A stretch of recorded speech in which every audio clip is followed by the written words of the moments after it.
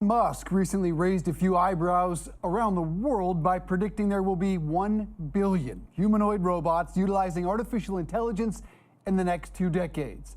And that Tesla's share of that market would make the company worth $30 trillion. Back here in reality, meanwhile, the question is, where are we in the AI robotics race, and what's the investment case? Joining us now is Zeno Mercer, Senior Research Analyst at Verify. Zeno, good to see you.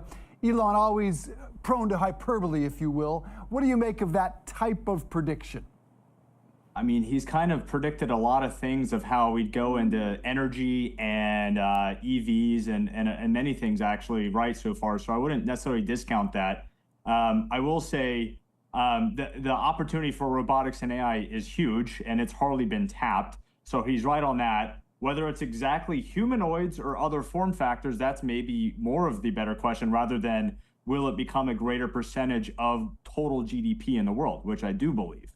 So I think he's on track, but maybe it's going to be in a bunch of different shapes and formats rather than just the humanoid form factor. But we are starting to see these take off in a commercial application already in the year 2024. So it's not like an impossible thing to think through or believe that it's real. It's happening. It's always good to get a sense of where we are in these movements. So in terms of an inning, are we in the first or second inning, or really has this game even begun in terms of AI robotics?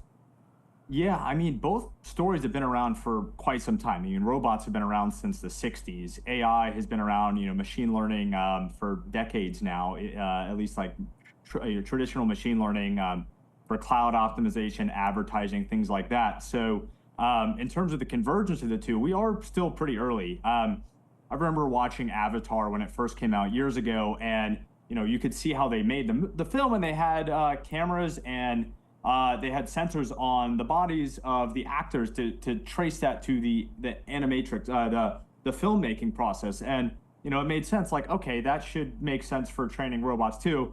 Well, it's been over a decade since that happened, and we're now getting to the point where you can start to train robots using that because of the advancements in AI. So it can kind of like sense the scene, see what the task is happening, and actually, like pull all those components together and understand, like, we are solving, here's a scene, this is the task to be solved, and this is how to do it. This is a huge upgrade into how robots have been trained, like basically one-off, very specific formats and cells, like in a manufacturing or logistics sense. And this opens up massive new markets and opportunities within the space. And so they're almost like a flywheel. They compound on each other. They're gonna increase the demand for each other, both just improving little robots and sensors and computer vision elements, but also the pre-design, the planning, and real-time observability and coordination between different robots. Still, again, all very early innings, but we're already seeing companies that are involved in the space in a number of ways that are already helping make, move, and manipulate objects and data in the real world. So you mentioned Avatar. I'm old enough to remember Rosie and the Jetsons and C-3PO and Star Wars. What is the practical application today, the way we are using AI robotics, and where do you see it 10 years from now? Right. So today, majority of robotics is still in manufacturing, logistics, even healthcare. We've got surgical robots, for example. So that's where most of robotics space operates today. 10 years from now, we expect increasingly services space. So food. And we also have agriculture, like John Deere, companies like that are involved in automating agriculture. But we're increasingly going to be seeing robots in areas such as supporting aging populations and just like kind of like moving things around the house, right? Just kind of like basic things like that, which seem easy. They're hard, and you have to worry about safety and privacy and all these things. These are going to be solved for. So I would even say other services like construction. We have a housing crisis, housing unaffordability, inflation, mobility, and energy costs are a big driver of inflation. We see that being solved and a demand driver that robotics and AI will both play into. And even government services itself. I mean, the government's meant to serve the people, not the other way around. And AI will allow for better kind of accountability, but also better efficiency of use of government funds that are, from taxpayers. So I think, the government's already exploring how to use this, and that's, should be starting to appear in the next couple of years. And each kind of unit of the government is looking at how to utilize it and figure, they have to explain like how this benefits and why is this a better process. So I think there's a lot of things people should be optimistic for solving some of the biggest problems of today. I mentioned Elon and Tesla, big event coming in early August. What about the robo-taxi space? Yeah, so we think, within 10 years, autonomous taxis will be more like akin to public transportation. And it won't just be for human transit, it'll be for all sorts of logistics. I think, right now we have a lot of areas that have a crisis of even New York, LA, traffic. And if you could solve for a lot of that traffic happening overnight autonomously, things will get to places more efficiently, cheaper, and we'll have just a better, less clogged system. AVs are actually a pretty hard problem to solve. There's lots of edge cases, but optimistic that we will solve for that. The training is intense. I mean, you can gather data from millions of data points. Something people don't often think about is that these vehicles can communicate in real time. So it's not just like a single car operating autonomously. When you're in a city, increasingly, they're going to be communicating and sharing data. They might even have connections to camera systems. So traffic will flow better and there'll be more safety and hopefully reduce cost of just public transit. That'll not just be in cities, but also suburbs and even between cities. So that'll even give airlines maybe a run for some of their money for freight and human transportation. You laid out one heck of an investment case there. So where does Verify come in? What does the Robo Global Index offer? And how do investors get involved here?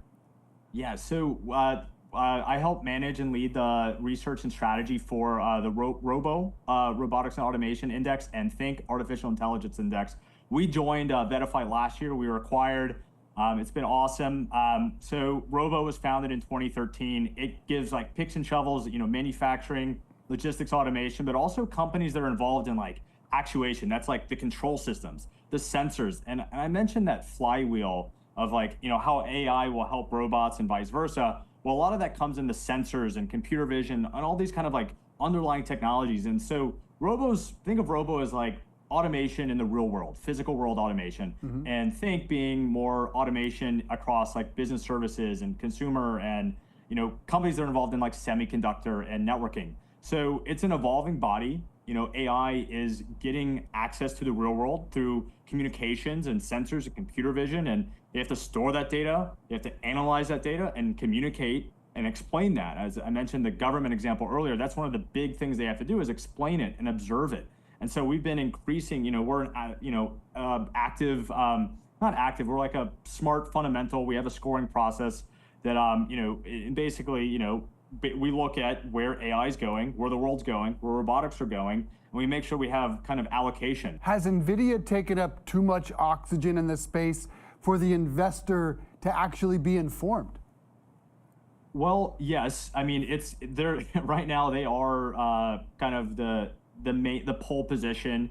They recently got rebalanced in that. I think it was XLK is like 20%. So it's very much overheld right now. I think people are discounting.